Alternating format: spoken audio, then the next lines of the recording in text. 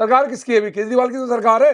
अभी माफ करते हैं ना भाई, अभी माफ कर दो। आप, आपकी सरकार है तो अभी माफ करो। आप लोगों को कोरोना काल में वैक्सीन चाहिए थी, उस टाइम ये शराब बांट रहे थे। जब दिल्ली में लोगों को भोजन चाहिए था, उस टाइम ये शराब पॉलिसी बना रहे थे, एक बोतल के साथ 3 बोतल। तो जितना भ्रष्टाचार इन्होंने करा, तो लोगों को नहीं चाहिए केजरीवाल। अब पैरासूट से अवध जी को उतार दिया है। पैरासूट व्यक्ति इस क्षेत्र में चलने वाला नहीं है। तो अपने गले की घंटी आप ओझा जी के गले में डालकर जंगपुरा सेफ सीट में चले गए।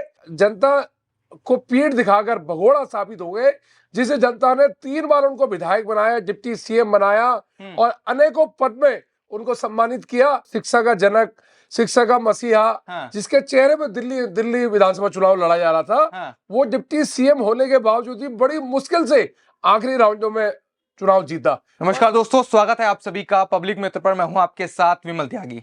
बात करेंगे दिल्ली विधानसभा चुनाव में जो सबसे ज्यादा सीट की चर्चा इस वक्त है, वो है पड़पड़गंज विधानसभा की, क्योंकि यहां से पूर्व उप मुख्यमंत्री मनीष सिसोदिया विधायक हैं, जो इस बार अपनी सीट बदल चुके हैं। रविंदर नेगी जी मेरे साथ मौजूद हैं। बहुत बहुत स्वागत है आपका। धन्यवाद। क्या कर दिया, लोग कह रहे हैं कि इस बार के जो चुनाव होने वाले हैं कि मनीष सिसोदिया अपनी सीट छोड़ के चले गए हैं, क्योंकि पिछली बार जो उनकी जीत का अंतर था वो मात्र 500 के आसपास था और उसको लाने वाले आप हैं। कैसे वो कमाल किया और इस बार क्या देख रहे हैं चुनाव में? भाई 13 सालों से 3 बार विधायक रहने के बावजूद भी जिस व्यक्ति ने क्षेत्र में कोई काम ना किया हो और बुनियादी चीजें, पानी तक साफ पानी मुहैया ना कराया हो, तो ऐसे व्यक्ति को एक तो उसका भागना तय था, और दूसरा पिछली बार जब मैं चुनाव लड़ रहा था, लोगों का पूरा मन था इसको हराने का, पर बड़ी मुश्किल से वोट जीते। जबकि अपने आप को शिक्षा का जनक, शिक्षा का मसीहा, जिसके चेहरे पे दिल्ली विधानसभा चुनाव लड़ा जा रहा था, वो डिप्टी सीएम होने के बावजूद भी बड़ी मुश्किल से आखिरी राउंडों में चुनाव जीता। पर वो डर, पिछली बार का डर उनके पास था, तो इस बार मुझे लगता है कि उस डर की वजह से उन्होंने सीट चेंज करी और वो सेफ सीट में चले गए, जंगपुरा। पर जनता को पीठ दिखाकर भगोड़ा साबित हो गए, जिसे जनता ने 3 बार उनको विधायक बनाया, डिप्टी सीएम बनाया और अनेकों पद में उनको सम्मानित किया। पर ऐसी जनता को धोखा देकर, पीठ दिखाकर ऐसा व्यक्ति जो भाग गया, इससे साफ जाहिर है कि आम आदमी पार्टी का डाउनफॉल दिल्ली में आ चुका है। तो क्या लगता है उनका जाना इस पूरे दिल्ली विधानसभा चुनाव में कुछ अंतर पड़ेगा? क्योंकि वो कह रहे हैं कि ये तो हम कहीं से भी चुनाव लड़ सकते हैं, पूरी दिल्ली हमारी है, केजरीवाल जी के नेतृत्व में हम जीत हासिल करेंगे।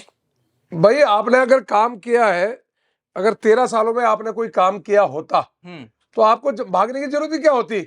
अगर मैं विधायक हूं, मैं अच्छा काम कर रहा हूं, तो मुझे क्या जरूरत है भागने की? मैं लड़ूंगा ना दोबारा।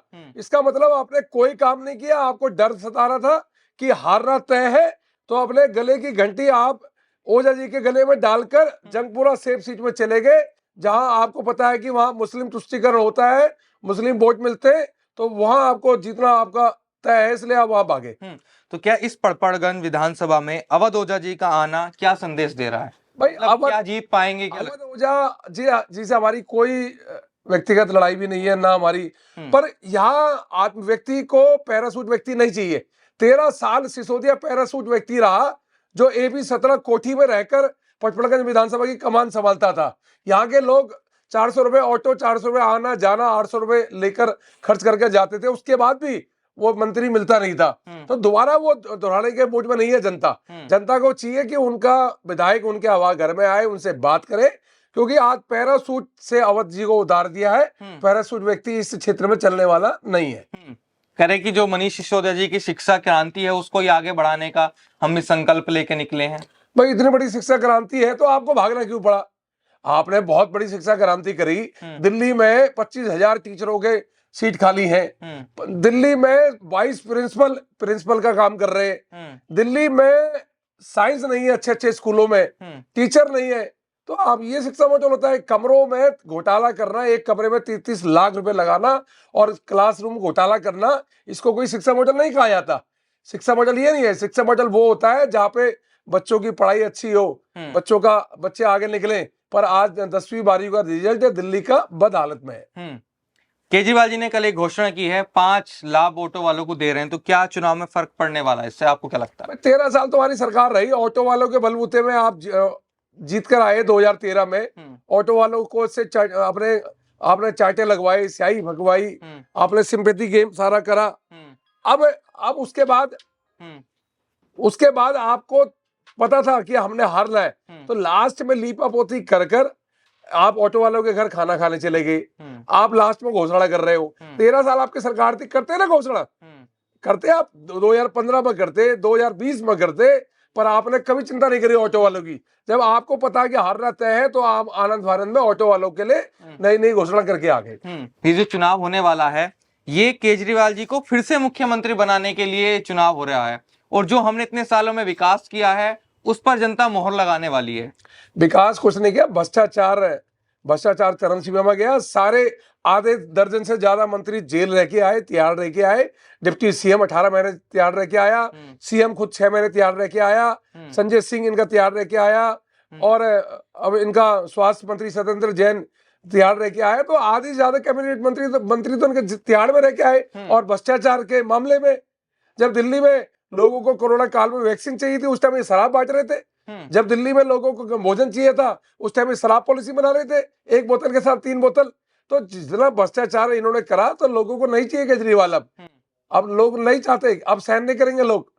लोगों का मानना है कि इस बार भारतीय जनता पार्टी आनी है।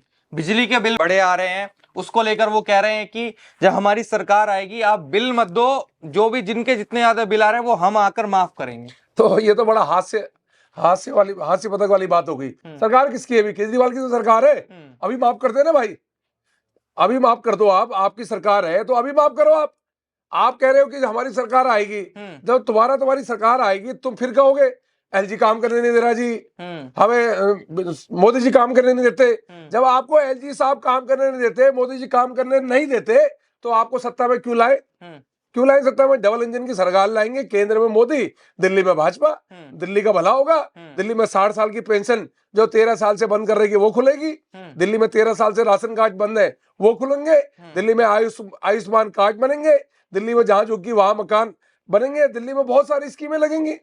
वो जब डबल इंजन की सरकार होगी तो काम होंगे ना। अभी आपने 13 सालों में राशन कार्ड बंद, पेंशन बंद, आयुष्मान कार्ड बंद, कोई नया फ्लाईओवर नहीं, कोई नया सामुदायिक भवन नहीं, कोई नया स्कूल नहीं, कोई नया कॉलेज नहीं।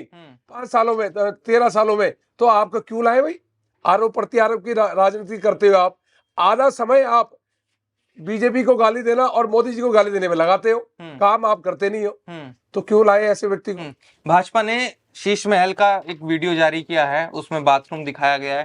तो क्या इस चुनाव में ये मुद्दा चलेगा? क्योंकि शीश महल को लेकर भाजपा बिल्कुल हमलावर है, लगातार मुद्दा उठाती रही कि इन्होंने करोड़ों का महल बना लिया, जनता परेशान है। जो व्यक्ति कहता था मैं गाड़ी नहीं लूंगा, बंगला नहीं लूंगा, कोठी नहीं लूंगा, सिक्योरिटी नहीं लूंगा, वो व्यक्ति 45 करोड़ रुपए का शीश महल बनाया और रहा, जिसमें 8 लाख के पर्दे लगाए, 5 लाख का कम्बोर्ड लगाया, टॉयलेट कम्बोर्ड, जिसमें इटालियन टाइलें लगाई 2-2 करोड़ की। तो ये होते हैं आम आदमी, जो जनता का भारी टैक्स का पैसा अपने अयासी में उड़ाया, अपनी आलीशान कोठी में रहा, और जबकि जनता का सीएम था, जनता के बीच में रहता, पर ऐसा कोई काम नहीं करा। जनता जानती है कि कौन व्यक्ति काम कर रहा है, कौन नहीं कर रहा है। एक तरफ मोदी जी गरीब कल्याण के लिए काम कर रहे हैं, 4 सालों से मुफ्त राशन दिल्ली में गरीब लोगों को मिल रहा है। एक तरफ राशन कार्ड दिल्ली में इन्होंने बंद कर रखे हैं। अब फर्क साफ है। एक तरफ मोदी जी चाहते हैं कि देश आत्मनिर्भर बने, और ये दूसरी तरफ ये फ्री की रेवड़ी बांटकर देश को कंगाल करना चाहते हैं, दिल्ली को कंगाल करना चाहते हैं।